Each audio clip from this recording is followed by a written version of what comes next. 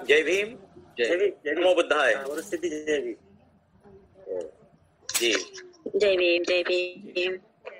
Yes, आज इस गुरुवार के जनरल धम्म वर्ग में उपस्थित सभी श्रोतागण और महेंद्र नगर केंद्र के हमारे सभी धम्मचारी धम्ममित्र बौद्ध भाइयों तथा बहनों, आप सभी का मैं स्वागत करता हूं आज के इस प्रवचन के लिए।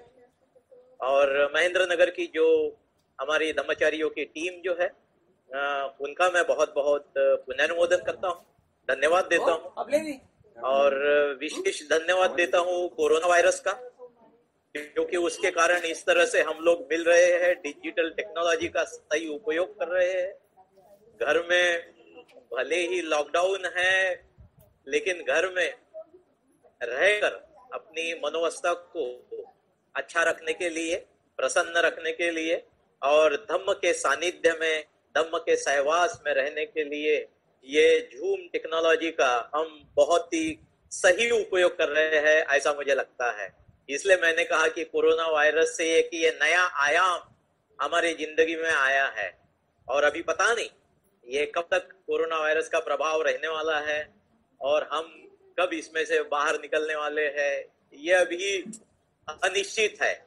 और ऐसे परिस्थिति में यानी टेक्नोलॉजी के कारण हम सभी यानी एक साथ इस तरह से धम्म सुनने के लिए, एक दूसरे के अनुभव साझा करने के लिए, बांटने के लिए हम लोग इकट्ठा हुए हैं।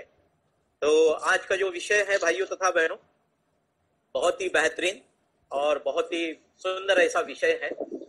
और 22 प्रतिज्ञा, यह सही में यानी बाबा साहब ने दिया हुआ हम सभी बौद्धों के लिए एक बहुत ही सुंदर ऐसा यानी सारे बौद्ध धर्म का आचरण के दृष्टिकोण से एक हम कहेंगे कि सारांश जिसे कहा जाता है, निचोड़ जिसे कहा जाता है, उस तरह का ये विषय है। तो मैं महेंद्र नगर केंद्र के हमारे सभी धम्मचारिणियां भाइयों और बहनों का मैं धन्यवाद देता हूं कि उन्होंने 22 प्रतिज्ञा के ऊपर यह व्याख्यानमाला रखी और उसी के अंतर्गत आज 19वीं प्रतिज्ञा हम लोग बाबा साहब की उस प्रतिज्ञा के पीछे क्या भूमिका रही है, क्या वजह रही है, उसे धीरे धीरे आज के इस प्रवचन में हम जानने का प्रयास करेंगे, समझने का प्रयास करेंगे। तो जैसे कि प्रतिज्ञा हम लोग पढ़ते हैं, मेरे पुराने मनुष्य मात्र के उत्कर्ष के लिए हानिकारक होने वाले और मनुष्य मात्र को असमान तथा नीच मानने वाले हिंदू धर्म का मैं त्याग करता हूं और बुद्ध के धम्म का मैं स्वीकार करता हूं। इस तरह से यह प्रतिज्ञा है। इस प्रतिज्ञा में सभी लोग अगर थोड़ा सा इसको बारकाई से या सूक्ष्मता से देखते हैं तो इसमें 3 विषय आते हैं, इसमें 3 सब्जेक्ट है। पहला सब्जेक्ट है इस प्रतिज्ञा के अंतर्गत जो आता है वह है मेरे पुराने मनुष्य मात्र के उत्कर्ष। उसका दूसरा समानार्थी अर्थ हम लोग ले सकते हैं, मतलब हम लोग ले सकते हैं वह विकास, यानी मेरे पुराने मनुष्य मात्र के उत्कर्ष या विकास हेतु हानिकारक, विकास हेतु हानिकारक, ऐसा यह एक विषय इस प्रतिज्ञा में आता है। दूसरा विषय आता है मनुष्य मात्र को असमान तथा नीच मानने वाले हिंदू धर्म का मैं त्याग करता हूं। मनुष्य मात्र के विकास में असमान और नीचता का यानी मानना, यह इस प्रकार के हिंदू धर्म का मैं त्याग करता हूं। उसमें हम लोग उसका मतलब ले सकते हैं असमानता, यानी सीधा सीधा बाबा साहब का रुख जो है, बाबा साहब का देखना जो है जाति व्यवस्था, वर्ण व्यवस्था जो सारे मनुष्यों को विभाजित करती है। आप सब लोग जानते होंगे मंडल आयोग के द्वारा जो भारत की सारी जातियों का ब्यौरा दिया गया है उसमें लगभग 6400 और कुछ थोड़ा आगे आंकड़ा आता है इस प्रकार से लगभग एक पकड़ लो 6,500 के आसपास भारत देश की जातियों में भारत देश की 130 विभाजन है, असमान तथा नीच। हम लोग थोड़ा थोड़ा धीरे आगे देखेंगे कि मनुष्य मात्र को नीच कैसे बताया गया है। और तीसरा विषय इसमें आता है वह है मैं बुद्ध धर्म को स्वीकार करता हूं, मैं त्याग करता हूं और बुद्ध धर्म का स्वीकार करता हूं। इस प्रकार से 3 विषय इसमें आते हैं।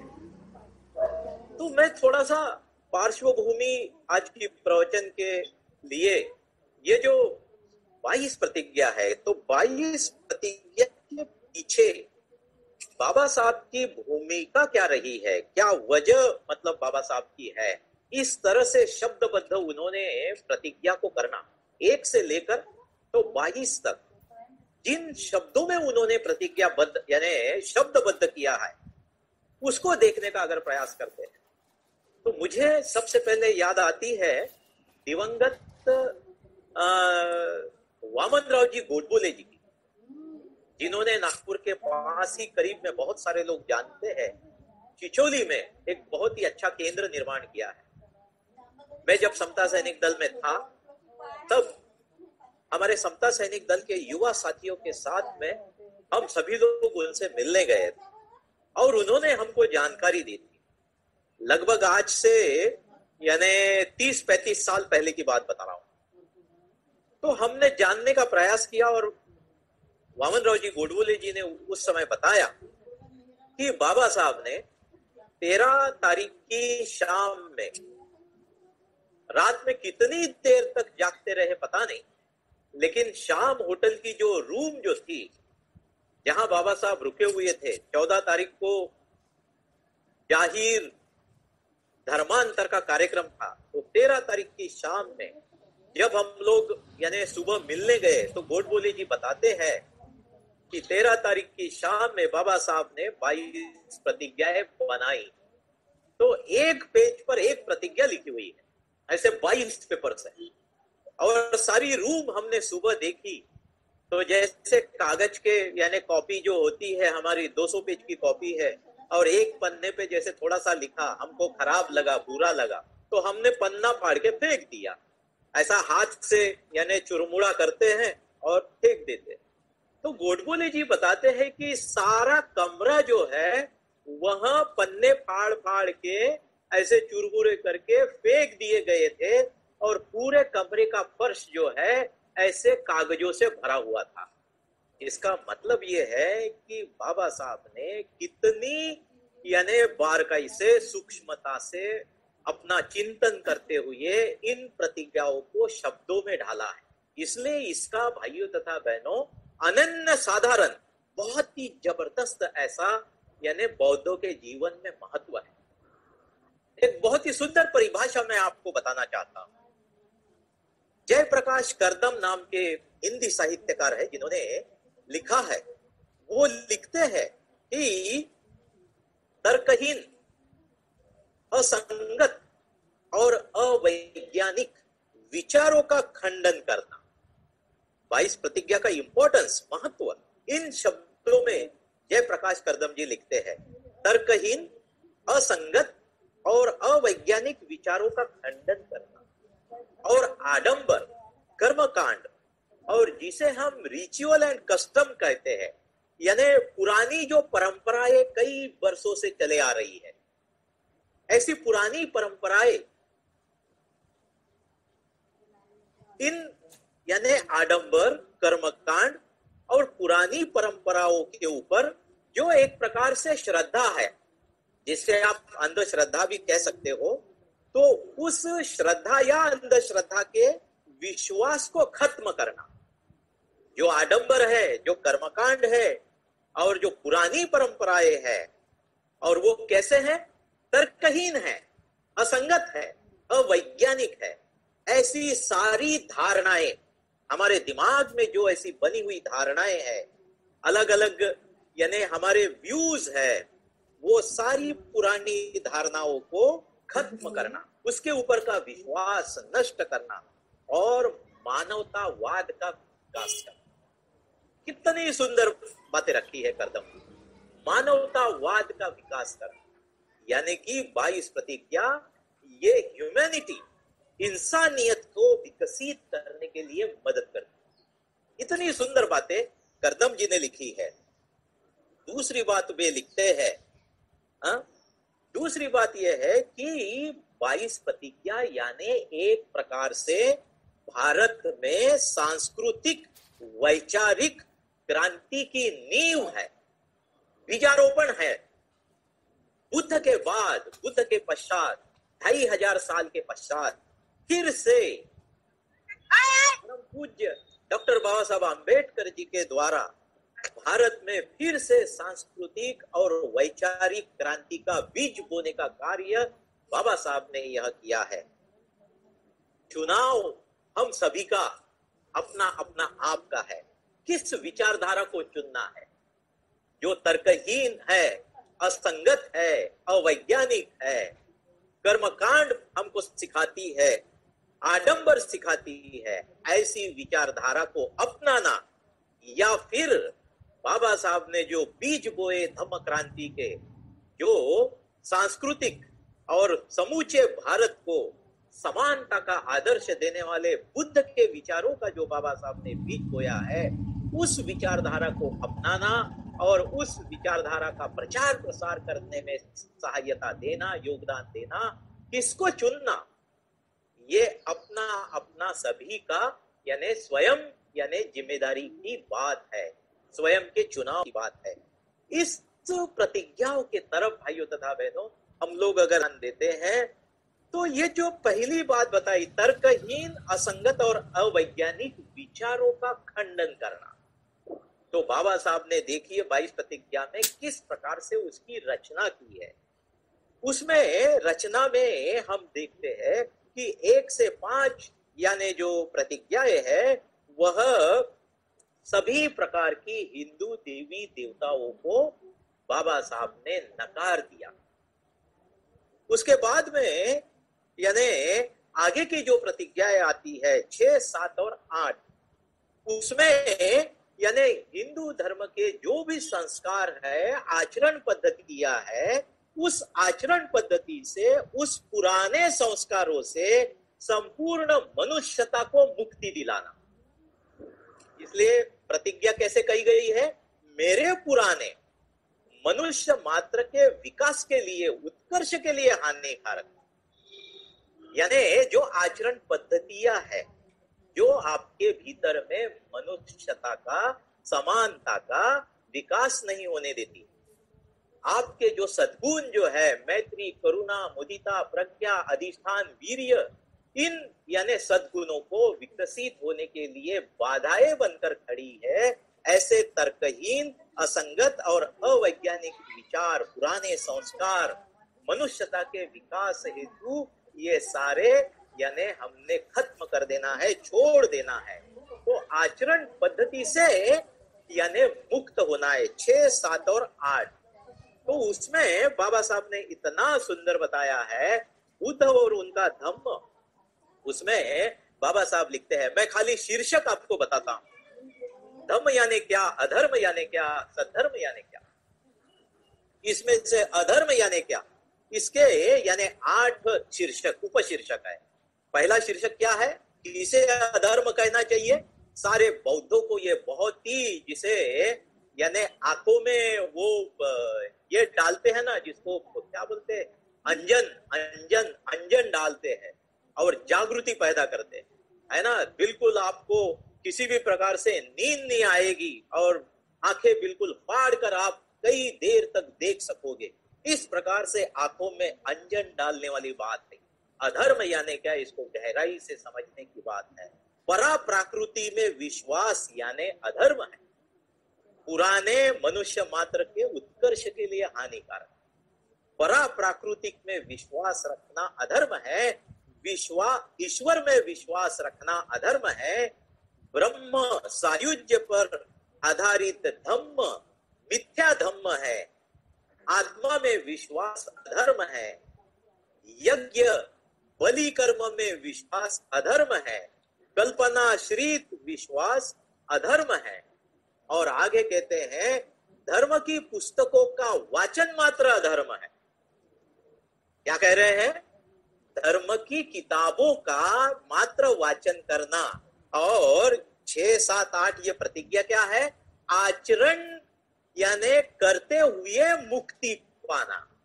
जो पुरानी असंगत तर्कहीन यानी विचारधाराएं है, धारणाएं हैं, उसको खत्म करना, उससे बाहर निकलना। तो जो लोग मात्र बौद्ध धर्म की किताबें पढ़ते लेकिन आचरण नहीं करते, बाबा साहब के दृष्टि के अनुसार वे सारे अधर्मी हैं। ये बात समझ लीजिए आप। जो लोग ध्यान का आचरण नहीं करते, जो लोग शील का आचरण नहीं करते, जो लोग बुद्ध धर्म के अनुसार मनुष्य विकसित हो सकता है, मनुष्य सामान्य मानव से असामान्य मानव यानी बुद्धत्व को प्राप्त कर सकता है, निर्वाण को प्राप्त कर सकता है, जो इसमें विश्वास नहीं करता वो अधर्मी है। जो मात्र किताबों का पठन करता है लेकिन आचरण पे जोर नहीं देता। यह बहुत ही सूक्ष्म बात बाबा साहब ने यहाँ लिखी है। और इसमें की 8वीं अंतिम बात है, धम्म की पुस्तकों को गलती की संभावना से परे मानना अधर्म है। गलतियां हो सकती है। इसका बहुत ही बेहतरीन एग्जाम्पल, यानी मैं पूरी तरह से उसके यानी गहराई में नहीं जाऊंगा, लेकिन कालामों को तथागत ने क्या संदेश दिया था भाइयों तथा बहनों, उसको याद कीजिए। कालामों को यानी तथागत कहते हैं भाई आपके पिताजी ने कहा इसलिए सच मत मानो, आपके दादा ने कहा इसलिए सच मत मानो, आपकी किताबें कहती है इसलिए सच मत मानो। इस प्रकार से जो और भी अन्य बातें उसमें बताई गई है, अंत में तथागत क्या कहते हैं, जैसे सुनार सोने की परीक्षा करता है उसको अग्नि में डालकर, उसी प्रकार से मेरे वचनों को अपनी बुद्धि से परखो। किताबें गलतियां कर सकती है, इसलिए किताबों को भी प्रमाण मानना यह भूल हमने नहीं करना है। इस तरह से बाबा साहब स्वयं इन 8 यानी उपशीर्षकों के माध्यम से अधर्म यानी क्या, यानी हम सभी को एक प्रकार से पुरानी मिथ्या धारणाओं से, तर्कहीन विसंगत धारणाओं से बाहर निकाल के बुद्ध धम्म के तरफ कैसे अग्रसर होना है, बुद्ध धम्म का कैसे पूरी तरह से खुले मन से स्वीकार करना है और आचरण पर जोर देकर मैं भी बुद्ध के जैसा ज्ञान हासिल कर सकता हूँ, मैं भी बुद्ध के जैसा प्रज्ञावान बन सकता हूँ, शीलवान बन सकता हूँ, इस विचारधारा को अपनाना। यानी उसमें जो तीसरा विषय लिखा हुआ है प्रतिज्ञा में, मैं बुद्ध धम्म का स्वीकार करता हूँ।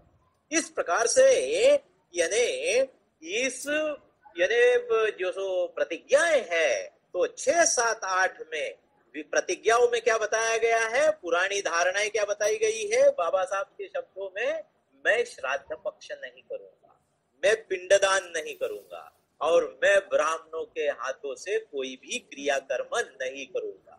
अब यहाँ उस जमाने में 1956 में भाइयों तथा बहनों ब्राह्मण यह शब्द प्रयोग आया है। क्यों? क्योंकि उस समय बाबा साहब ही अपने भाषण में कहते हैं कि भारत भूमि में चीवर पहन के बुद्ध धम्म के प्रचार प्रसार हेतु कार्य करने वाले उंगली पे गिनने लायक भिक्षु थे। क्या कहते हैं बाबा साहब? उंगली पे गिनने लायक भिक्षु थे भारत भूमि में उस समय।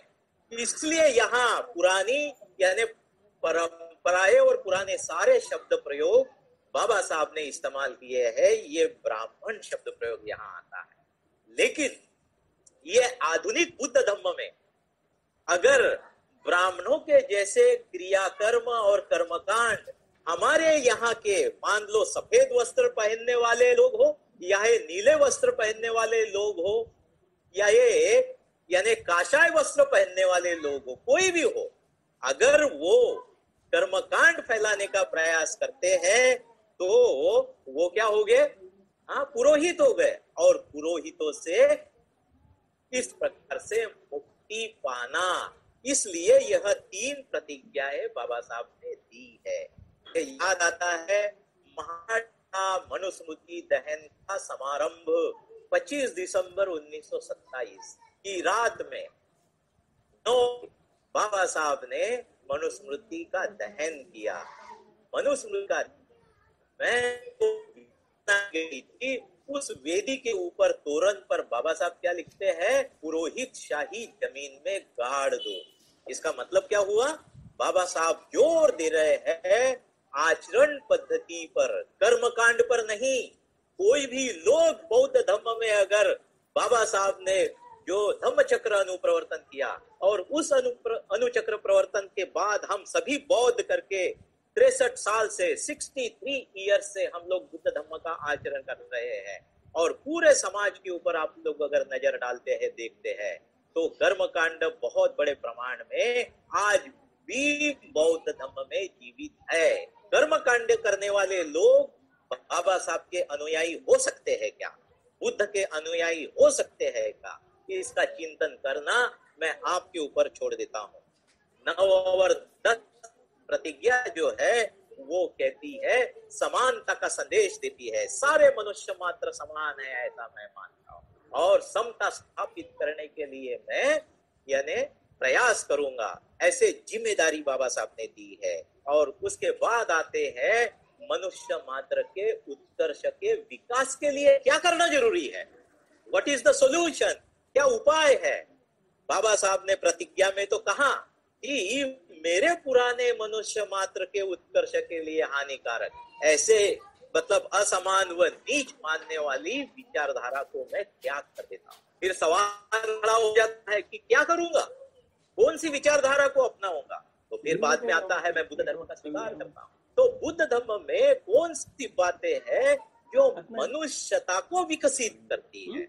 आपके भीतर की मैत्री, आपके भीतर की करुणा, आपके भीतर की प्रज्ञा को विकास करने हेतु प्रेरणा देती है, प्रेरित करती है, आपको सामान्य से असामान्य यानी निर्वाण प्राप्ति की दिशा में आपका उत्साह बनाए रखती है, आपको ले जाने के लिए मदद करती है। इस प्रकार से कौन सी बातें हैं? तो इसलिए प्रतिज्ञा की रचनाओं में आप देखेंगे मनुष्यता का विकास करने के लिए 3 प्रकार के यानी विकास के मार्ग बाबा साहब बताते हैं, और वह है पंचशील का मार्ग, और दूसरा है आर्य अष्टांगिक मार्ग, और तीसरा है पारमिताओं का मार्ग। और फिर हम लोग आगे आते हैं, ये 3 जो मार्ग जो है, ये 3 मार्ग में बुद्ध और उनका धम्म अगर आप पढ़ते हैं, और खास करके सद्धर्म यानी क्या, इस भाग में अगर आप पढ़ने शुरू कर देते हैं, तो इस भाग में यानी बाबा साहब ने लिखा हुआ मैं आपको बताना चाहता हूं कि बाबा साहब वहां कहते हैं कि एक बार आपके मन ने ठान लिया, एक बार आपके मन ने ठान लिया कि शील मार्ग से मैं ज्ञान हासिल करता हूं, ध्यान मार्ग से मैं बुद्ध के जैसा प्रज्ञावान बन सकता हूं, एक अच्छा इंसान बन सकता हूं। ये ताकत बुद्ध धम्म के शील मार्ग में, आर्य अष्टांगिक मार्ग में और पारमिता में है। उस तरह से मैंने आचरण करना चाहिए और अपने मनुष्य जीवन को सफल बनाना चाहिए। इस प्रकार से आपके मन ने एक बार ठान लिया, तो बाबा साहब क्या कहते हैं भाइयों तथा बहनों? बाबा साहब कहते हैं कि भले ही कोई साथी मिले या ना मिले, मैं इस मार्ग पर चलता रहूंगा। इस प्रकार की आपकी भूमिका होना चाहिए। और उसका समापन बुद्ध के शब्दों में बाबा साहब करते हैं, ये वार्तालाप सल्लेख सूत्र में आता है, और वहां उसका समापन बाबा साहब करते हैं। वो तथागत और चुंद नाम के जो भिक्षु जो थे, उनके साथ वो वार्तालाप होता है। तो तथागत कहते हैं चुंद से, क्या कहते हैं तथागत चुंद से? हे चुंद, मैंने जो सल्लेख सूत्र में भले ही दूसरे चोरी करे, मैं चोरी नहीं करूंगा, भले ही दूसरे शील का आचरण न करे, मैं शील का आचरण करूंगा, मैं आर्य अष्टांगिक मार्ग का पालन करूंगा, मैं पारमिताओं का पालन करूंगा। इस तरह से अगर लोग बुद्ध के यानी उपासक उपासिकाएं हो या पूरी तरह से समर्पित किए हुए लोग हो, इस तरह से समर्पित होकर अगर लोग मैंने जो सविस्तर ये बातें बताई है इसका अगर आचरण करते हैं तो काया वाणी और मन यानी हमारा चित्त, हमारा माइंड, उस जिसे विज्ञान कहा जाता है, संपूर्ण विज्ञान आपका प्रभावित होता है, आपका विज्ञान बदल जाता है, आपका चित्त बदल जाता है।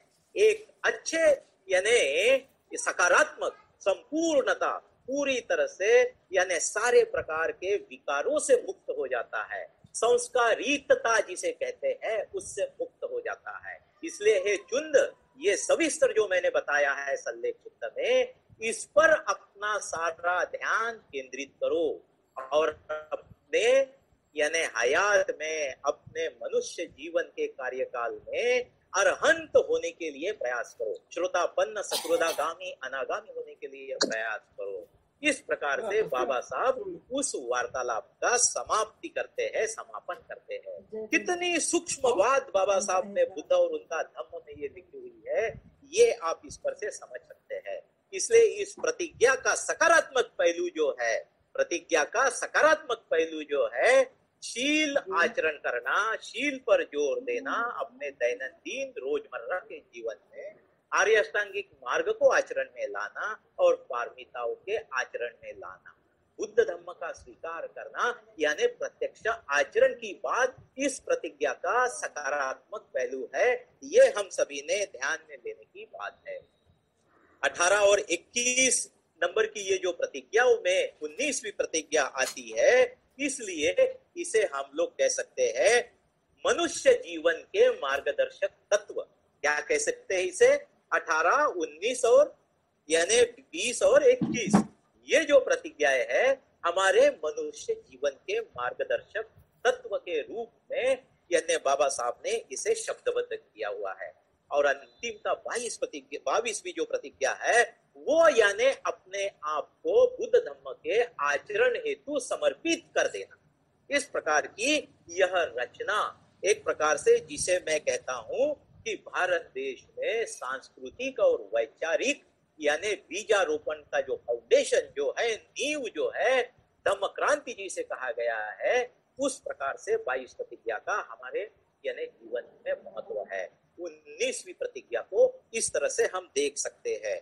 उसके बाद मैं बताना चाहूंगा आपको कि प्राचीन समय से तो अभी का मॉडर्न वर्ल्ड यानी 2500 पुरानी जो प्राचीन सभ्यताएं संस्कृति रही है, वहां से जो जर्नी शुरू हुआ है, जो सफर शुरू हुआ है, उस सफर यानी जर्नी को भी हम ये 19वीं प्रतिज्ञा को उसके भीतर में यानी देख सकते हैं। इसमें साफ तरह से यानी बिल्कुल बाबा साहब का मकसद यानी मुझे लगता है कि किसी भी तरह का देवी देवताओं का अपमान नहीं करना है। आप लोग ये बात समझ ले, सूक्ष्मता से बाबा साहब की भूमिका को देखे। बाबा साहब की भूमिका क्या है? पुरानी धारणा संस्कार जो मनुष्यता को विकसित करने के लिए आड़ी आती बाधा आती है, उसे दूर करना बाबा साहब का मकसद ये है। बाबा साहब का मकसद किसी का अपमान करना नहीं है। मनुष्यता को, भारत देश के सारे बहुजनों को, मानवता को ये पुराने संस्कारों से मुक्ति दिलाना, ये बाबा साहब का मकसद है। इस देश के जो बहुजन हैं, उन बहुजनों को अंधश्रद्धा की मानसिकता से मुक्त करना और सत्य की खोज के लिए उत्साह पैदा करना। बाबा साहब का मकसद क्या है? 22 प्रतिज्ञा के पीछे सच्चाई की खोज करना, सत्य की खोज करना। सत्य की खोज करते समय जो एनर्जी लगती है, ऊर्जा लगती है, उस ऊर्जा को निर्माण करना, प्रेरित करना। इसलिए यानी बाबा साहब इस तरह से उसे शब्दबद्ध करते हैं। एक छोटा सा उदाहरण देना चाहूंगा कि कैसे सत्य को खोज करने के लिए उत्साह की जरूरत होती है, प्रेरणा की जरूरत होती है। नजरिया लगता है देखने का, आंखें लगती है देखने के लिए, है ना? तो मैं उदाहरण देना चाहूंगा भाइयों तथा बहनों आप सभी को, कि जैसे देखिए आपने यानी बुद्ध की कहानी आप पढ़ी, बुद्ध और उनका धम्म भी पढ़ा है, तो जैसे कि सबसे पहले धम्म चक्र गतिमान करने के लिए बोध गया छोड़कर सारनाथ में बुद्ध आते हैं और उन पांचों अपने पुराने साथियों के प्रति तथागत के मन में कृतज्ञता का भाव है। इन पांचों ने मेरी 6 साल सेवा की है, इन्होंने मेरे लिए कभी नहाने के लिए पानी दिया होगा, इन्होंने कभी मेरे लिए खाना लाया है, इन्होंने यानी मेरे यानी तप करने के यानी प्रयास में किसी भी प्रकार की बाधा पैदा न हो, इसलिए मेरी रक्षा की है। इस तरह से मेरे लिए जो भी इन्होंने सेवा की, उस सेवा की कृतज्ञता पैदा होती है, कृतज्ञता का भाव तथागत के मन में पैदा होता है और उस कृतज्ञता को संपूर्णता पूरा करने के लिए जो अपना ज्ञान है, जो अनुभव है, वह उनसे साझा करने के लिए, बांटने के लिए तथागत सारनाथ में मृगदाय वन में जाते हैं। तो सबसे पहले वो पांचों पुराने परिव्राजक तथागत के दोस्त वो दूर से देखते हैं और क्या है, अरे ये तो सिद्धार्थ आ रहा है, इसने खीर खाई है, इसने खाना प्राशन किया है और ये तपभ्रष्ट हुआ। पुरानी धारणा क्या है? पुरानी धारणा ये है यज्ञ याग, शरीर को यातना देना, बलि चढ़ाना, शरीर को कष्ट देने से होता है। तो पांचों उसी पुराने धारणाओं में रहने के कारण वो देखते हैं ये तपभ्रष्ट सिद्धार्थ आ रहा है और तथागत कृतज्ञता की भाव से उन पांचों को उन पुरानी धारणाओं से मुक्त करने के लिए, वैज्ञानिक विचारधारा से उनको अवगत कराने के लिए उनसे मिलने जाते हैं। हमारे साथ भी इसी प्रकार से होता है, हो रहा है। 63 ईयर से बौद्ध बन चुके हैं, लेकिन पूरे समाज की तरफ देखते हैं तो बौद्ध और अम्बेडकरी समाज का एक बहुत बड़ा हिस्सा आज भी वर्धा रोड पर साईं बाबा के दर्शन के लिए कतार में खड़ा दिखाई देता है। आज भी सक्करधरा में वो जो दरगाह जो है, वो दरगाह में यानी नाचने गाने जाता है। आज भी बौद्ध समाज के कई लोग आबा बाबा के चक्कर में नहीं क्या, जैसे आपने देखा भाई आसाराम जेल चले गए, राम रहीम भी जेल चले गए, तो ये तर्कहीन यानी अवैज्ञानिक विचारधारा को आचरण करने वाले लोगों की जगह कहाँ है? तो आप समझ गए, जेल में है। और बाबा साहब ने हम सभी को इस प्रकार की विचारधारा से मुक्त किया है। सत्य खोजने के लिए हर समय अपने आप को तैयार रखना, इसके लिए 22 प्रतिज्ञाएं हमारे जीवन में अहम स्थान रखती है, बहुत महत्व रखती है, हमें उत्साह देती है, हमें प्रेरणा देती है। तीसरी बात है, जो लोग विज्ञानवादी विचारों को यानी प्रभावित होते हैं विचारों से और वैज्ञानिक अपने आप को कहते हैं, उनके लिए 22 प्रतिज्ञाएं यानी एक प्रकार से जैसा यानी 4 लेन 6 लेन वाला हाईवे होता है ना, नॉन स्टॉप है ना। अभी नागपुर में बनने का है, मुंबई में जाने वाला समृद्धि मार्ग जिसे कहा जाता है, 8 घंटे में बंबई पहुंच जाएंगे नागपुर, है ना, नॉन स्टॉप चलेगा। तो 22 प्रतिज्ञाएं यानी नॉन स्टॉप हाईवे के जैसा सामान्य मानव से असामान्य मानव यानी निर्वाण की प्राप्ति पे ले जाने वाला राजमार्ग है। इस प्रकार से 22 प्रतिज्ञा का हमारे जीवन में महत्व है। 19वीं प्रतिज्ञा इस प्रकार से महत्वपूर्ण मानी जाती है। चौथी इसमें की 19वें प्रतिज्ञा में की सूक्ष्म बात मैं बताना चाहता हूं, वह है ब्रेक थ्रू करना। ब्रेक थ्रू करना, जैसे अंडा होता है ना, और अंडे के अंदर वो मुर्गी का बच्चा रहता है, तो वो क्या करता है बाहर आने के लिए? वो बाहर आने के लिए वो बच्चा अंदर से उस कवच को यानी अपनी चोंच से धीरे धीरे धीरे धीरे मारना शुरू कर देता है। और बाहर से मुर्गी क्या करती है? बाहर से भी मुर्गी उस बच्चे को बाहर आने के लिए अपनी चोंच से धीरे धीरे धीरे धीरे मारना शुरू कर देती है। बाहर से भी मुर्गी की मार पड़ रही है और अंदर से भी बच्चे की चोंच की उस कवच पे मार पड़ रही है। इस प्रकार से वह कवच यानी टूट जाता है और वह बच्चा उस टूटे हुए यानी कवच के यानी अंडे में जो छेद बन जाता है वहां से बाहर निकलता है। भाइयों तथा बहनों, इसी प्रकार से यह 19वीं प्रतिज्ञा है। पुराने यानी संस्कारों का जो कवच है हमारे ऊपर में, ईश्वर, आत्मा, कांड, ये सारे विचारों का जो कवच है बाबा साहब ने, वह जैसे मुर्गी बाहर से मारती है, इस प्रकार से बाबा साहब ने यानी प्रतिज्ञा देकर बाहर से मारने का प्रयास किया है, वो कवच तोड़ने का प्रयास किया है। और हम सब बाबा साहब के अनुयायी, बुद्ध के अनुयायी, उस अंडे के भीतर छोटे बच्चे के रूप में उस कवच को भेद कर बाहर आने के लिए प्रयास कर रहे हैं। उस प्रकार से यानी यह बात है, पुरानी तर्कहीन असंगत बातें छोड़कर बुद्ध की विचारधारा को अपनाकर अपने आप को शील आचरण के लिए, आर्य अष्टांगिक मार्ग के पालन के लिए, पारमिताओं के आचरण के लिए अपने आप को समर्पित कर देना और बुद्ध धम्म का स्वीकार करके यानी निर्वाण प्राप्ति की दिशा में आगे बढ़ना है ना। इस प्रकार से हमारी विचारधारा को बदलने का काम करना है। इसलिए मुझे एक छोटा सा बहुत बेहतरीन उदाहरण याद आता है और वह है, आप सभी ने, मैं ये मान के चलता हूं कि बहुत सारे लोगों ने, मुझे लगता है कि 3 इडियट यानी पिक्चर देखा है ना। तो 3 इडियट में क्या बताया है, वो एक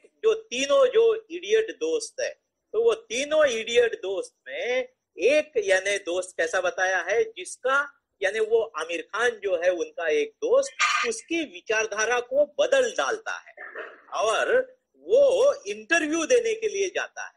तो कैसा जाता है इंटरव्यू देने के लिए, उसके हाथ में हर उंगली में भगवान की अंगूठियां होती है। तो वो क्या करता है, सारे भगवान की अंगूठियां जो है, जो भी यानी भविष्य है, भगवान की अंगूठी है, आशीर्वाद है, ये सारी तर्कहीन अवैज्ञानिक जो बातें हैं अंगूठी के रूप में, ये अलग अलग विचारधारा के रूप में उसने हाथ में पहन रखी है, वो सब निकल के वो बेसिन में डाल देता है।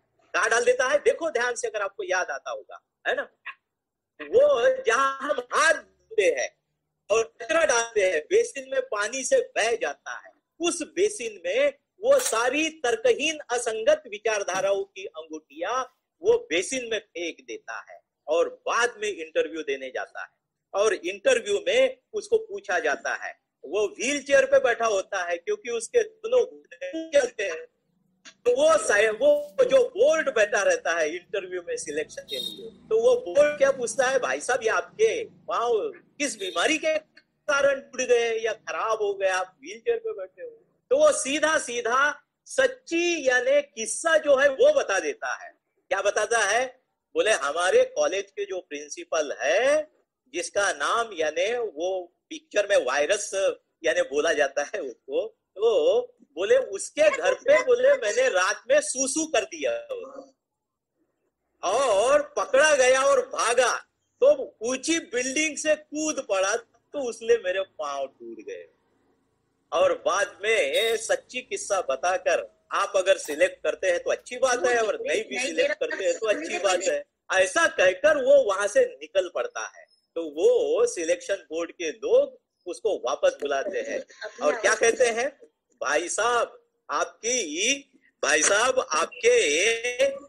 जैसा आत्मविश्वासु, प्रचंड आत्मविश्वासु और प्रामाणिक इंसान हमने नहीं देखा, हमें आपके जैसे लोगों की जरूरत है, हमारे कंपनी के विकास के लिए आपके जैसे आत्मविश्वास के यानी लोगों की आवश्यकता है। इस प्रकार से यानी वहां हम देखते हैं। तो यह बात जो है ब्रेक थ्रू के उसमें मैं बता रहा हूं आपको, अपनी विचारधाराओं को ब्रेक करना, पुराने संस्कारों को तोड़ देना और नए संस्कारों का स्वीकार करना, है ना। नए संस्कार यानी वैज्ञानिक विचारधारा, मनुष्यता को विकसित करने वाली विचारधारा। यही बात और एक एग्जाम्पल देकर मैं आपको बताना चाहूंगा। अभी कौन सा समय चल रहा है? अभी आषाढ़ी पूर्णिमा से वर्षावास शुरू हो गया है और वर्षावास का समय चल रहा है। और हम लोग क्या देखते हैं, पुरानी विचारधाराओं से हम अभी भी बाहर नहीं निकल पाए हैं। आज भी बौद्ध समाज में नई नई शादी होने के बाद में, या यूपी बिहार में या पूरे भारत में, मुझे पता नहीं, अलग अलग विचारधाराएं देखने को मिलती है। आषाढ़ी पूर्णिमा के दिन नए दूल्हा दुल्हन को एक दूसरे से अलग अलग रखा जाता है, उनको मिलने नहीं दिया जाता है ना। ये पुराने संस्कार हो गए। 2500 साल पहले की क्रांतिकारी यानी बात क्या थी? अगर आप देखते हैं तो शुद्धोधन और महामाया यानी सिद्धार्थ गौतम के माता पिता आषाढ़ी पूर्णिमा के दिन ही इकट्ठा आए और महामाया को जो गर्भधारणा हुई उसमें से ये सिद्धार्थ गौतम बुद्ध नाम का दुनिया का महापुरुष पैदा हुआ, है ना। कितना फर्क है ना दोनों संस्कारों में और विचारधाराओं में। उन्होंने क्या किया है, ये सांस्कृतिक यानी वैचारिक, ये भारत देश का संघर्ष है। उन्होंने हमारे सारी पुरानी जो बातें जो है, जो मनुष्यता को विकसित करने के लिए मदद करती थी, उसको उन्होंने क्या किया है, यानी विसंगत, तर्कहीन ऐसे विचारों में परिवर्तित कर डाला है।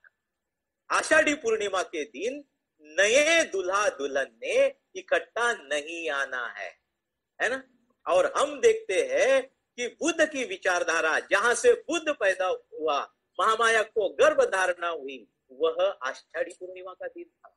इतना सूक्ष्मता से यह सांस्कृतिक संघर्ष जो है भारत देश में चल रहा है। इसलिए पांचों को जब यानी बुद्ध पहुंचते हैं और बुद्ध का यानी पांचों पुराने परिव्राजकों से जो संवाद चलता है, उस संवाद में बुद्ध को धम्म चक्र गतिमान करने में सफलता हासिल होती है और कौंडिन्य उनका पहला शिष्य बनता है जो श्रोतापन्न बन जाता है। और कौंडिन्य कहता है, तथागत मैं जान गया, तथागत मैं समझ गया, आप क्या कहना चाहते हो, आप क्या समझाना चाहते हो। तो कौंडिन्य सबसे पहले यानी इस धरती पर वह पहला, वह जैसा मैंने जब ये एग्जाम्पल दिया, मुर्गी का बच्चा जो अंडे के भीतर में है, जो कवच को तोड़कर बाहर आता है और श्रोतापन्न बन जाता है, बुद्ध के अनुभवों को सुनकर,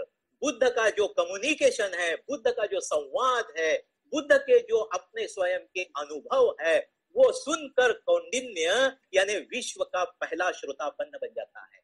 यहाँ ऐतिहासिक धम्म चक्र गतिमान हुआ, ऐसा हम कहते हैं। और आज हमारे पास तक वह ऐतिहासिक धम्म चक्र को पहुंचाने का काम जो है, उसको गतिमान करने का काम जो है, वह बाबा साहब ने किया और हम सभी उसके यानी शिष्य बने, उनके अनुयायी बने। तो एक प्रकार से हमारी भी यानी जिम्मेदारी बनती है। हमारी जिम्मेदारी क्या बनती है? बाबा साहब का, बुद्ध का सही अनुयायी, सही शिष्य होने के नाते अपने पुराने तर्कहीन विसंगत संस्कारों से बाहर निकलना और बुद्ध को सही अर्थों में समझना और बुद्ध के जैसा बनने के लिए श्रोतापन्न बनने की दिशा में बुद्ध धम्म का उपयोग करना, धम्म के महत्व को दान, धम्म को आचरण में लाकर फिर से धम्म चक्र गतिमान करने के लिए हम सभी ने अपना अपना छोटा छोटा योगदान देना। इस प्रकार से बाबा साहब ने हमारे धम्म चक्र गतिमान करने के इस प्रवाह को, इस जर्नी को यानी सम्राट अशोक के धर्मांतर से जोड़ दिया। ऐतिहासिक धम्म चक्र जो गतिमान होते हुए आया है, उससे यानी बाबा साहब ने जोड़ दिया। और विजयादशमी के दिन यानी जिस दिन सम्राट अशोक ने अपना पूरा जो द्वेष मूलक जो व्यवहार जो था, जो खून के बाढ़ बहा दिए थे, उस द्वेष मूलक व्यवहार को छोड़कर मैत्री का मार्ग अपनाया, अपने आप को बदलने के लिए यानी मार्ग का चुनाव किया। और हम देखते हैं भारत के कोने कोने में, किधर भी आप भारत के कोने कोने में जाकर धरती को कान लगाओगे तो धरती धरती के भीतर से आवाज गूंजती है, बुद्धं शरणं गच्छामि, धम्मं शरणं गच्छामि, संघं शरणं गच्छामि।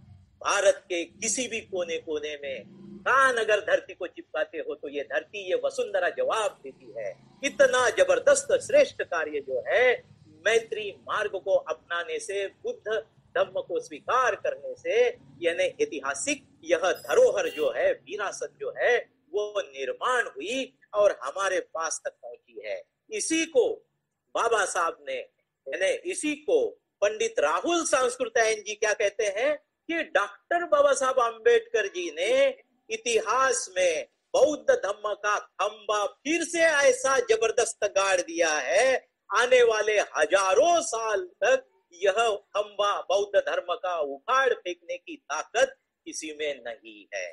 इन शब्दों में पंडित राहुल सांस्कृत्यायन जी बाबा साहब के धम्म चक्र अनुप्रवर्तन को करते हैं, यानी लिखते हैं। इसलिए भाइयों तथा बहनों, यह 19वीं प्रतिज्ञा बहुत ही मायने रखती है। पुराने विसंगत तर्कहीन विचारों को छोड़कर बुद्ध धम्म का सच्चा अनुयायी बनने की दिशा में आगे बढ़ना। इसमें और एक बहुत ही अच्छी बात मैं आपको ध्यान में लाके देना चाहता हूँ। यह प्रतिज्ञा एग्जैक्टली यानी किस प्रकार की हमारी पुराने संस्कारों को यानी जड़ से खत्म करने के लिए हमारे भीतर में जागृति पैदा करती है, हमारे भीतर में स्मृति, हमारे भीतर में एक विश्वास निर्माण करती है। वह है, अगर आप बुद्ध और उनका धम्म ये अगर आप पढ़ते हो तो उसमें बुद्ध का विषाद योग नाम का एक यानी प्रकरण लिखा हुआ है परम पूज्य डॉक्टर बाबा साहब अम्बेडकर जी ने। और उस यानी प्रकरण में बाबा साहब लिखते हैं कि 3 बातें हैं जो हमारा विषय नहीं है, यह प्रतिज्ञा उस पर गहराई से अटैक करती है, जड़ से खत्म करने का प्रयास करती है। वह है, पहली बात बाबा साहब कहते हैं, ईश्वर और आत्मा की गुत्थी, ईश्वर और आत्मा की गुत्थी। तथागत यानी गौतम बुद्ध को यानी बुद्धत्व की प्राप्ति के बाद सबसे पहला अगर कोई विचार तथागत के मन में उत्पन्न होता है तो वह है कि इस दुनिया में मनुष्यता को, मानव को मेरे जैसे ज्ञान प्राप्ति के लिए, निर्वाण प्राप्ति के लिए कौन सी चीजें बाधाएं उत्पन्न करती है। तो तथागत का विषाद योग, इसके अंतर्गत बाबा साहब लिखते हैं तथागत की यानी मन में उत्पन्न हुए विचारों को शब्दों में बाबा साहब डाल रहे हैं। तो इसलिए बाबा साहब वहां कहते हैं, पहला विचार क्या है तथागत के मन में जो उत्पन्न हुआ है कि मनुष्य को यानी विचारधारा को आगे बढ़ने के लिए कौन सी चीज जरूरी है, तो वह है ईश्वर और आत्मा की बुद्धि। इसलिए भाइयों तथा बहनों, सूक्ष्मता से अपने मन को जानने का प्रयास कीजिए, अपने व्यक्तिमत्व को पहचानने का प्रयास कीजिए। आपके भीतर में सूक्ष्मता से देखिए कि आपका मन आज भी यानी ईश्वर और आत्मा की बुद्धि में फंसा हुआ है क्या। अगर फंसा हुआ है तो श्रोतापन्न नहीं बन पाओगे, बुद्ध के शिष्य नहीं बन पाओगे, बाबा साहब के शिष्य नहीं बन पाओगे। ये 19वीं प्रतिज्ञा उस तरह की सूक्ष्मता को निर्देशित करती है। आज भी मंदिर में जाना, श्राद्ध करना, मेरा अपना अनुभव मैं बताता हूँ भाइयों और तथा बहनों, कई स्मृति दिन की यानी मैंने पूजाएं ली, बौद्धों के घर में पूजाएं ली, है ना। स्मृति दिन की पूजा करते समय मैं यही बातें बताता हूँ, समझाता हूँ। और मैं जाने के बाद वो जो मरा हुआ आदमी रहता है उसके सामने घर के सारे पकवान बनाकर थाली में लाकर रख देते हैं। ये क्या हुआ भाई? इस प्रतिज्ञा में बाबा साहब कहते हैं कि मैं श्राद्ध पक्ष नहीं करूंगा, मैं पिंडदान नहीं करूंगा, है ना। आज भी कई लोग कहाँ जाते हैं? कनान में राख विसर्जन करने जाते हैं। कनान नदी में पानी नहीं बचा, कनान नदी को राख डाल डाल कर हमने प्रदूषित कर डाला, पीने का पानी प्रदूषित कर दिया, वो मिल नहीं पाता। इसके बावजूद भी हम पुराने संस्कारों से निकलने के लिए तैयार नहीं है। तर्कहीन, विसंगत अवैज्ञानिक विचारों से बाहर निकलने के लिए तैयार नहीं है। हमने वीणा को ढूंढ के निकाला और वीणा को अभी हम राख से भर देने के लिए वहां जाते हैं और राख डालते हैं मरे हुए आदमी। शासन प्रशासन प्रयास कर रहा है कि वो राख यानी मनुष्य की सारी हड्डियां जलकर राख हो जाती है, उसमें पोटेशियम फास्फोरस यानी कई प्रकार के मिनरल्स होते हैं खाद के रूप में। पेड़ को डालो, पौधों को डालो, इस सृष्टि को वो वापस रिटर्न में दो, जिससे यानी हरे भरे अच्छे पौधे पैदा हो सकते हैं।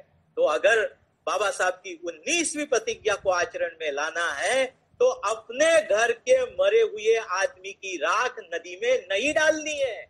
इस बात को समझ लेने की यानी जरूरत है। मरे हुए आदमी की राख घर के गार्डन में डालो, आस पड़ोस में जो बगीचे है, अच्छे पेड़ है, वहां ले जाकर डालो। इस प्रकार से सृष्टि को अच्छा बनाने के लिए प्रयास करो। आज क्या हुआ है, कोरोना वायरस के कारण सारा वातावरण शुद्ध हो चुका है, इसलिए यानी बारिश देखो, यानी सृष्टि कितनी प्रसन्न हो गई और बारिश सही समय पे आके धीरे धीरे गल रही है ना। तो जरूरत किस बात की है, पुराने अवैज्ञानिक संस्कारों से बाहर निकलकर वैज्ञानिक विचारधारा को अपनाने की आवश्यकता है। बहुत सारे लोग आज भी बौद्ध धर्म के यानी वो जानते नहीं है, पूजा करते हैं और हमको पूछते हैं, भाई साहब हमारे हाथ में धागा बांध दो सफेद वाला। उसको पूछो किस लिए बांधना है तो उसके पास जवाब नहीं है, धागा किस लिए बांधना। लेकिन वो काशाय वस्त्र वाले लोगों के थैले में 5 रुपया 10 रुपया डाल देते हैं और धागा बांध लेते हैं। भाइयों और बहनों, बौद्ध धर्म में यह नया कर्मकांड निर्माण हो चुका है, इसलिए सावधान रहिए। बाबा साहब कहते हैं अवैज्ञानिक विचारों को छोड़ देना है। धागा बांधने से आप संकट से मुक्ति नहीं पा सकते हो, धागा बांधने से किसी भी प्रकार की बीमारी से मुक्ति नहीं पा सकते हो। बीमारी से मुक्ति पाने के लिए अभी देखो कोरोना वायरस में कोई आया क्या आपको बचाने के लिए? सारे 33 करोड़ भाग गए हैं, कोई आया नहीं है। कोरोना वायरस से बचाने के लिए सारी दुनिया भर की नर्सेस, हमारी बहनें जो मेडिकल का नॉलेज रखती है, हमारे डॉक्टर जो मेडिकल का नॉलेज रखते हैं, वो सारे इस मानवता को, मनुष्य जीवन को बचाने में लगे हुए हैं। तो वैज्ञानिक विचारधारा इस प्रकार से आपको विकसित करने के लिए मदद करती है, ये समझ लेने की यानी जरूरत है।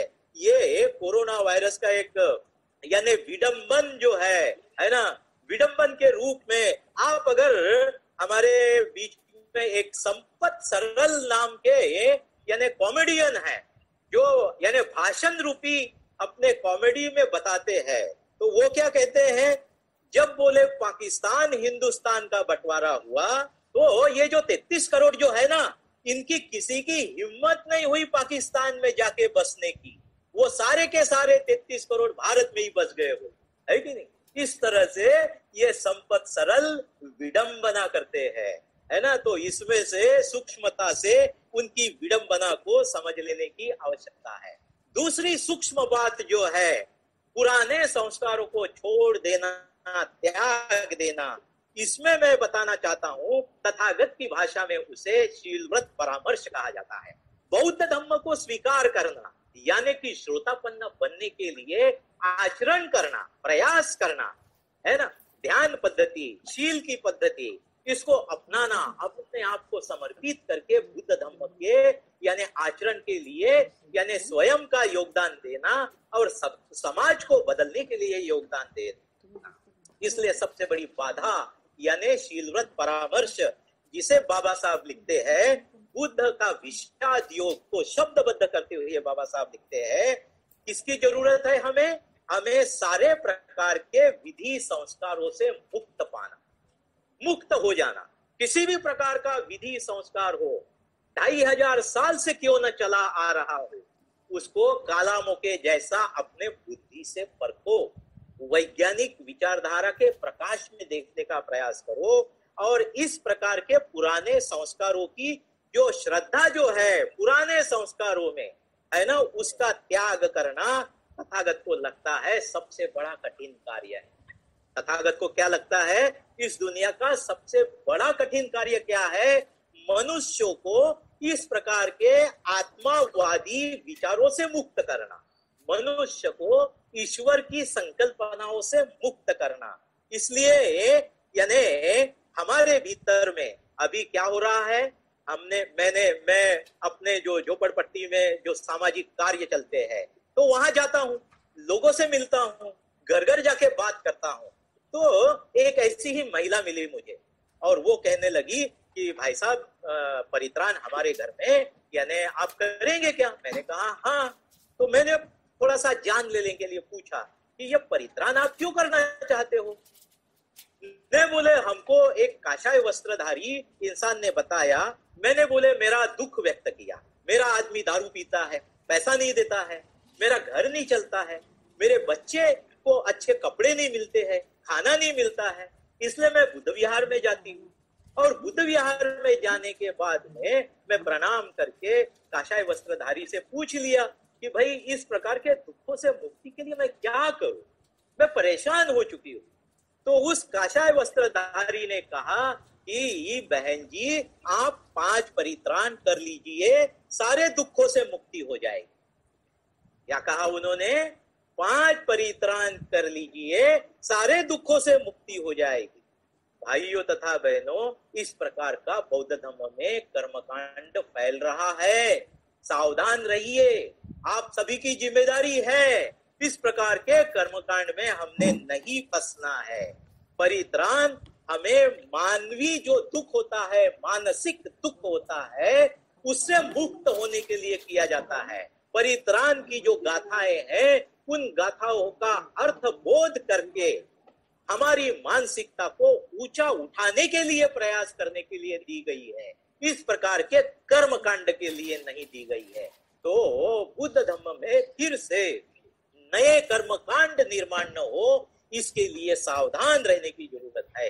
ये प्रतिज्ञा हमको उस तरफ ले जाती है, सूक्ष्मता से अपने आचरण की तरफ यानी निर्देशित यानी करती है। और तीसरी बात मैं बताना चाहता हूं, बाबा साहब शब्दबद्ध करते हैं कि किसी भी प्रकार का यानी बाहरी कर्मकांड क्या होता है, हम लोग यानी बुद्ध विहार में जाते हैं, खीर बांटते हैं, अच्छी बात है, बांटना चाहिए, लेकिन खीर बांटने से काम हो गया ऐसा नहीं है।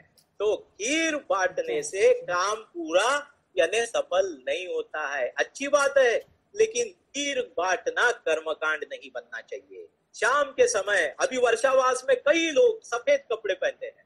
भाई साहब, ये आषाढ़ी पूर्णिमा से कार्तिक पूर्णिमा तक आप सफेद वस्त्र पहनते हो, मैं कहता हूं पूरे 365 दिन पहनिए। 365 दिन सफेद वस्त्र क्यों नहीं पहनते? 3 महीने ही पहनने के लिए तथागत ने बताया क्या? पूछिए स्वयं से। भाई साहब, ये कर्मकांड पैदा कर रहे हैं हम लोग, है ना। इस बात के तरफ मैं आपका ध्यान आकर्षित करना चाहता हूं। इस वर्षावास में हमारे बहुत सारे धम्ममित्र भी है, धम्मचारी भी है, जो शाम को खाना नहीं खाते हैं, दिन में एक बार खाना खाते हैं। भाई साहब, 362 दिन शाम को खाना मत खाइए, आप मरेंगे नहीं। बगैर खाने से डॉक्टर लोग कहते हैं 60 दिन मात्र पानी पीकर जिया जा सकता है। यानी मात्र 3 महीने अगर शाम का खाना नहीं खाते तो क्या इससे पुण्य प्राप्त होगा क्या? सोचिए, पूछिए अपने आप से। भाई साहब, ये आप कर्मकांड में फंस गए हो, है ना। 365 दिन शाम को खाना खाइए, नहीं तो 365 दिन मत खाइए, कर्मकांड में मत जाइए। इस प्रकार से यह पुरानी अवैज्ञानिक यानी विचारधारा सूक्ष्मता से आज भी हम उसके शिष्य बने हुए हैं, पुरानी धारणाओं के, और पुरानी धारणाओं को हम जीवित रख रहे हैं। हमें बौद्ध होने के नाते पुरानी धारणाएं जीवित नहीं रहने देना है।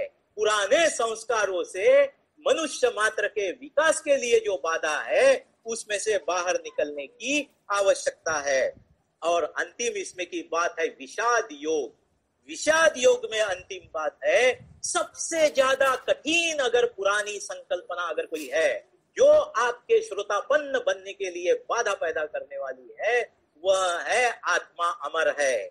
आत्मा स्वतंत्र अस्तित्व नहीं रखता, मृत्यु के पश्चात उसका अस्तित्व नहीं है। इस प्रकार की श्रद्धा का त्याग करना तथागत कहते हैं सबसे कठिन समस्या है। जैसे कि मैंने बताया, श्राद्ध पक्ष करते हैं, और क्या करते हैं श्राद्ध पक्ष में? वो कनान नदी में जाकर वो दिया बनाते हैं, और दिया बना के वो पानी में छोड़ देते हैं। एक बौद्ध बन चुके हैं, और दूसरी बाजू में के लोग मर गए तो उसके नाम से दिया छोड़ रहे हैं, है ना। ये क्या बात हुई?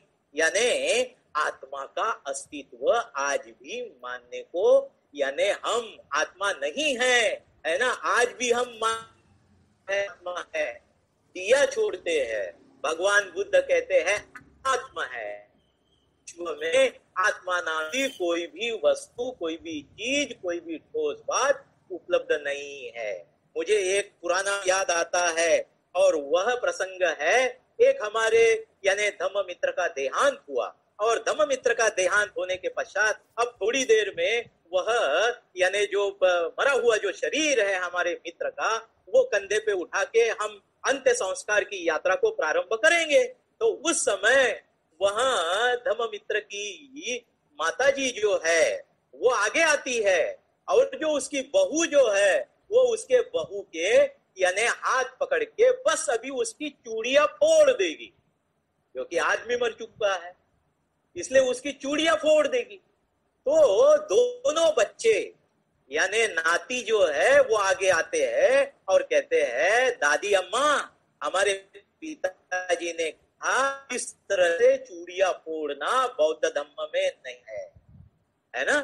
पुराने संस्कारों को छोड़ देना, पुराने संस्कारों का त्याग करना, ईश्वर रूपी आत्मा रूपी कई यानी परंपरा से 2000 साल से चली आ रही परंपरा है, इसलिए उसे इस तरह से अज्ञानता से मानना, इस धम्म का होना बहुत जरूरी है। धम्म का प्रकाश आपको यानी पुराने संस्कारों से बाहर निकालने के लिए मदद करता है। इसलिए इस प्रतिक्रांति ने क्या कर दिया है? प्रतिक्रांति ने बोध गया को श्राद्ध यानी पक्ष मानने का स्थान बना दिया है, पिंडदान का स्थान बना दिया है। तो मुचलिंद है ना, बोध गया में आपने देखा होगा, तालाब है, और तालाब के बीच में नाग, 5 फनी वाला नाग बताया गया है, और उसमें तथागत गौतम बुद्ध बैठे हुए हैं, और उस तालाब के पास में सारे लोग, पूरे यूपी उत्तर भारत से बहुत सारे लोग यानी श्राद्ध पक्ष करने के लिए, मरे हुए लोगों को श्राद्ध यानी दिखाने के लिए, करने के लिए वहां आते हैं। ये प्रतिक्रांति ने यानी जहां बुद्ध पैदा हुए, जहां वैज्ञानिक विचारधारा का जन्म हुआ, वहां धम्म का जन्म हुआ, वहां सिद्धार्थ सम्यक संबुद्ध बना, उस यानी स्थल को इस तरह से उन्होंने कर्म कांड का रूप दे चुके हैं। इसलिए हमने बहुत सावधान रहने की जरूरत है भाइयों तथा बहनों। इस तरह से यानी तथागत सम्यक संबुद्ध की विचारधारा को 22 प्रतिज्ञा के रूप में बाबा साहब ने इस तरह से यानी खूब सुंदर शब्दों में डाला हुआ है, और 19वीं यह प्रतिज्ञा हमें सूक्ष्म तरीके से हमारी पुरानी मानसिकता से बाहर निकलकर सकारात्मक और वैज्ञानिक बुद्ध धर्म की विचारधारा को अपनाने के लिए, उसको आचरण में लाने के लिए यानी प्रेरणा देती है।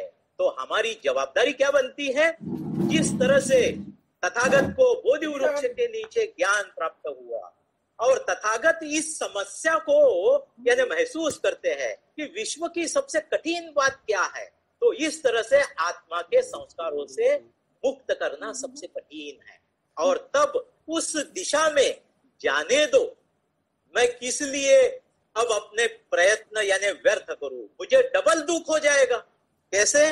तो मैं लोगों को पढ़ाने जाऊंगा, लोग यानी पढ़ नहीं पाएंगे तो इसका दुख होगा मुझे, और लोग पढ़ नहीं सके, उनको पढ़ाने के लिए मैं सक्षम नहीं रहा, इसका भी दुख हो जाएगा, यानी डबल दुख हो, मैं पढ़ा नहीं पाया और लोग पढ़ नहीं सके, ऐसा डबल दुख हो जाएगा। इसलिए जाने दो, मैं इनको पढ़ाने के चक्कर में नहीं पड़ता हूं, मैं अपने आप का आनंद बोधि का जो है निर्वाण का, उसमें मैं अपने आप को मशगूल कर देता हूं। इस तरफ तथागत का विचार झुकने लगता है और तब ब्रह्म संपत्ति आते हैं और ब्रह्म संपत्ति आकर कहते हैं तथागत अभी आप ऐसा नहीं कर सकते हो, अभी आप मानव जाति के पिता बन चुके हो, ये संपूर्ण मानव समाज आपके बच्चे हैं, आपके बच्चों को अंधकार से बाहर निकालना, अज्ञान से बाहर निकालना पिता करके आपका कर्तव्य है।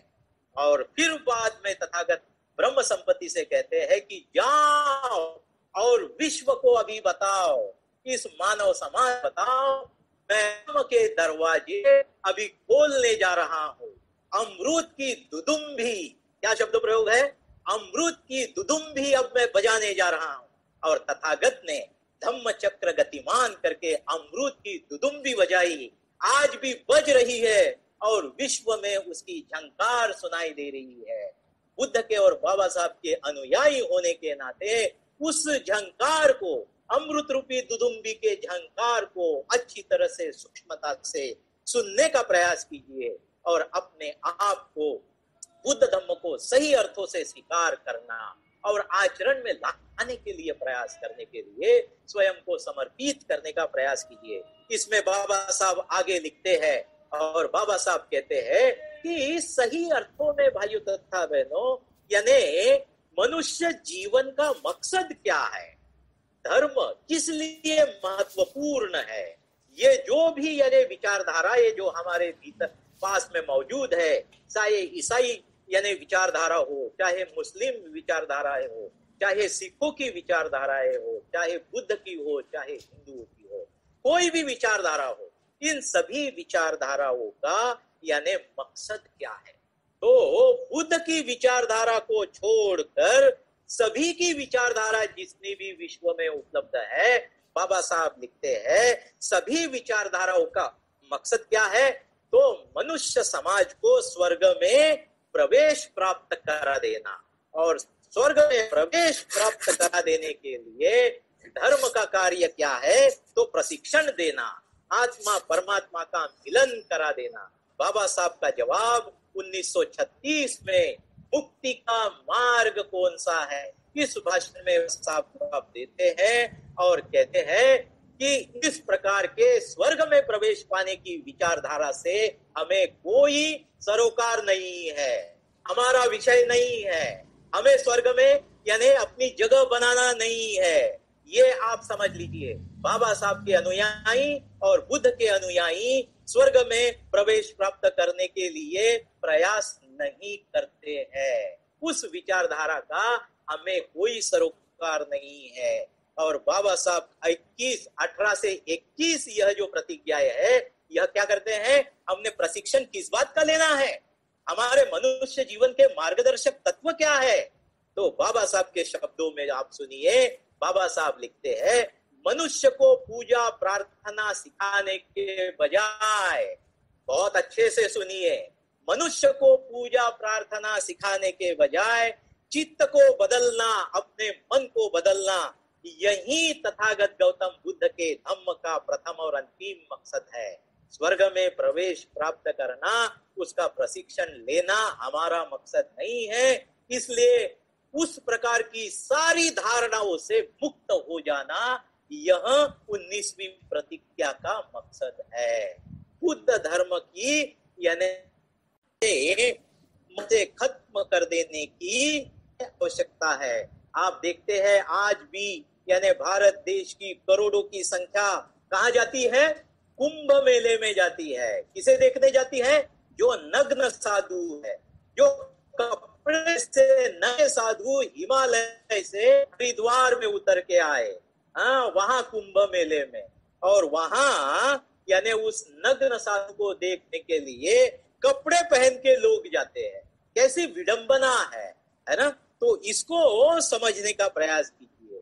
ये सैटेलाइट जो अवकाश में भेजा जाता है, विज्ञान इतना प्रगत हो चुका है, लेकिन सैटेलाइट को इसरो का प्रमुख, भारत का ISRO, Indian Space Research Organisation का प्रमुख, वो सैटेलाइट भेजने के बाद बालाजी के दर्शन करने गया और बालाजी के दर्शन करके कहता है कि मेरी सफलता का श्रेय आपको है। कितनी मानसिक गुलामी है। और वह सैटेलाइट फेल हो गया, गिर गया। जने ने व्हाट्सएप पर पोस्ट डाली, वो पोस्ट क्या डाली उसने, बोले ये जो इसरो के प्रमुख है ना, उन्होंने सैटेलाइट के ऊपर बजरंग बली का अगर चित्र चिपका दिए रहते बोले तो सैटेलाइट फेल नहीं होता, क्योंकि बजरंग बली ने क्या किया था, सूर्य को निगल लिया था, है ना, आसमान से उड़ते हुए संजीवनी बूटी लाई थी। ये ताकत बजरंग बली में है। इसकी भारत देश के बहुजनों की मानसिक गुलामी के दर्शन आज भी हम लोग देखते हैं। दूसरा महत्वपूर्ण विषय यानी इसका जो इस प्रतिज्ञा का है वह बताकर मेरा प्रबोधन मैं समाप्त करना चाहूंगा। दूसरा महत्वपूर्ण विषय इस प्रतिज्ञा के भीतर में जो आया हुआ है वह है मनुष्य को असमान और नीच मानने वाली विचारधारा का मैं त्याग करता हूं। क्या बताया है, मनुष्य को असमान और नीच मानने वाली विचारधारा को मैं त्याग करता हूं। 1936 में उसके साथ साथ यानी शूद्र कौन है यह ग्रंथ बाबा साहब लिखते हैं और 1936 के भाषण में क्या कहते हैं कि आप शूद्र हो, आप नीच हो, आप कलंकित हो, और उसको धर्म के द्वारा पवित्रता बहाल कर दी गई। और धर्म किसने लिखा है, साहित्य या ग्रंथ किसने लिखा है, तो ईश्वर ने लिखा है। शंभुक ध्यान करता है श्रोतापन्न बनने के लिए। वो शूद्र है, वो नीच है, वो कलंकित है, वो वैज्ञानिक नहीं बन सकता है, वो अच्छा आदमी नहीं बन सकता है। इसलिए ने उसका कत्ल कर डाला। प्रकार की मनुष्यता को विकसित करने वाली विचारधारा को मैं त्याग करता हूं। ये बात बाबा साहब ने सूक्ष्मता से वहां लिखी है 19वीं प्रतिज्ञा में।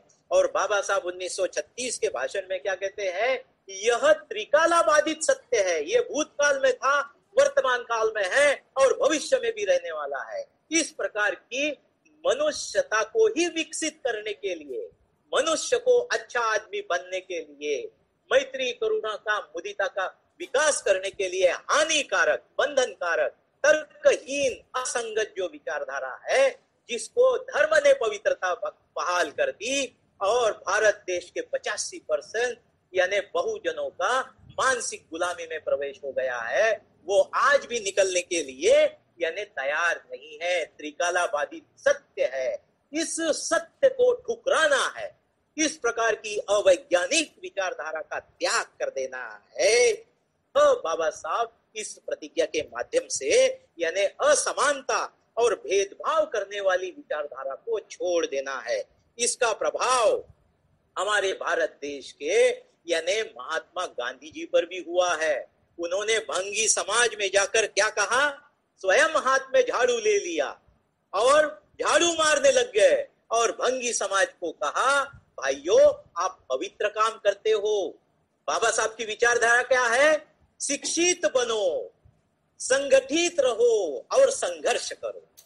शिक्षित बनो, संगठित रहो और संघर्ष करो। और यहाँ ये राष्ट्रपिता जिसे कहा गया है वो विचारधारा कौन सी बता रहे हैं, भाई साहब झाड़ू मारने से कुछ नहीं बिगड़ता, आप छोटे नहीं बन जाते, आप स्कूल मत जाओ, आप शिक्षा हासिल मत करो, आप भंगी समाज के शूद्रों में आते हो, नीच हो, शिक्षा प्राप्त करने के लिए आपको अधिकार नहीं है। इसलिए इतना बड़ा आदमी झाड़ू लेकर साफ करने लग गया तो वह सारा भंगी समाज मानसिक फिर से गुलाम बन गया, वो शिक्षित होने की दिशा में आगे नहीं आ पाया। हम लोग देखते हैं ना, यहाँ नागपुर में यानी ठक्कर ग्राम और 5 पावली, ये बीच में से बड़ा यानी 4 लेन रास्ता जा रहा है और ये दोनों बाजू में बस्तियां है। एक बाजू में 5 पावली है जो बाबा साहब के अनुयायी हैं, जहां सैकड़ों से हजारों सबको ग्रेजुएट, पोस्ट ग्रेजुएट, वकील, डॉक्टर, IAS अधिकारी मिलेंगे। और मत्र रोड के उस 100 ग्राम है जहां भंगी समाज की बस्ती है, वहां पे आपको यानी पूरी तरह से 50,000 की बस्ती में 99% लोग आपको झाड़ू मारने का काम करने वाले मिलेंगे। ये फर्क है। बाबा साहब की विचारधारा से क्या परिवर्तन आया है, ये जीता जागता उदाहरण है। इसलिए ऐसी विचारधारा जो आपके शरीर को कलंकित कर चुकी है, जो कहती है कि आपके जीवन को कोई मतलब नहीं है, आप जीने के लायक नहीं हो, इसलिए बहुजनों पर आज भी बलात्कार होते हैं, आज भी उसका मर्डर हो जाता है, आज भी खून हो जाता है और कोई न्याय नहीं मिलता है। यानी विचारधारा कौन सी है? आपके जीवन की कोई कीमत नहीं है जी, आपके जिंदगी की कोई कीमत नहीं है उस विचारधारा के अंतर्गत। इसलिए सावधान होना है, इसलिए जागरूक होना है और जागरूक होकर सावधानी से बुद्ध धर्म को अपना कर समर्पित होकर श्रोतापन्न अरहंत होने की दिशा में बढ़ना है। इसलिए बाबा साहब कहते हैं कि यानी वो परिस्थिति भारत में अभी तक नहीं आई है। अभी अभी क्या हुआ है,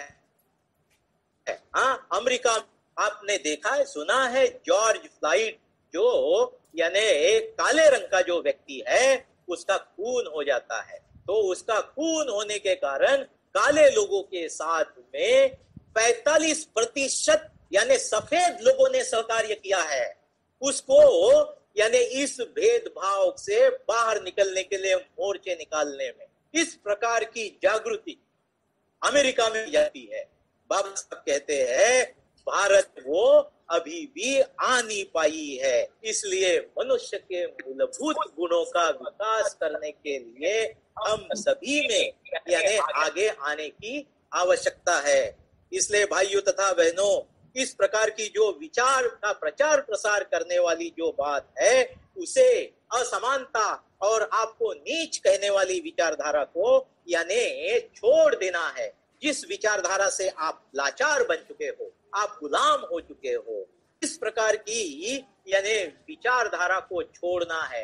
मनुष्य को असमान और नीच मानने वाली विचारों को छोड़ देना है और समानता को स्थापित करने वाली विचारधारा को विकसित करना है। इसलिए याद कीजिए कि तथागत का पहला कदम जो था वह था शूद्रों को और महिलाओं को आर्य संघ में प्रवेश देना। इसी बात को बाबा साहब ने संविधान के अंतर्गत डाल दिया और संविधान के द्वारा हम सभी के लिए यानी ज्ञान के दरवाजे खोल दिए, जागृति निर्माण करने के दरवाजे खोल दिए। और इसलिए यानी आज हम लोग देखते हैं कि अपने जीवन में सर्वश्रेष्ठ स्थान किसको देना है, तो अपने जीवन में नीतिमत्ता को सर्वश्रेष्ठ स्थान देना है। आखिरी शब्द बाबा साहब के बताते हुए मैं समापन करना चाहता हूं, और बाबा साहब के शब्द क्या है? Buddha and future of his religion में बाबा साहब कहते हैं कि बुद्ध को अन्य शास्त्रों ने ईश्वर को महत्व दिया, बुद्ध ने नीतिमत्ता को सदाचार को महत्व दिया। तो बुद्ध को डर क्यों नहीं लगा? तो बाबा साहब कहते हैं कि जब तक इस धरती पर, जब तक इस यानी पृथ्वी पर मनुष्य समाज जीवित है, तब तक उसे ईश्वर की नहीं तो तब तक उसे यानी सदाचार की आवश्यकता है, नीतिमत्ता की आवश्यकता है। मनुष्य को सुख पाने के लिए, आत्मिक समाधान पाने के लिए, आंतरिक शांति पाने के लिए उसको सदाचार की आवश्यकता है, नीतिमत्ता की आवश्यकता है। तो ऐसी विचारधारा जो समानता के खिलाफ है, जो मनुष्य को विकसित होने देने के खिलाफ है, ऐसी विचारधारा का मैं त्याग करता हूं, ऐसी धारणाओं का मैं त्याग करता हूं और बुद्ध की समानता की विचारधारा, बुद्ध की शील की विचारधारा, बुद्ध की ध्यान की विचारधारा को मैं अपनाता हूं और अपने आप को विकसित करने के लिए मैं समर्पित करता हूं। इस प्रकार की आप सभी को शुभकामनाएं व्यक्त करता हूं और आज का प्रबोधन यही समाप्त करता हूं। जय भीम, नमो बुद्धाय।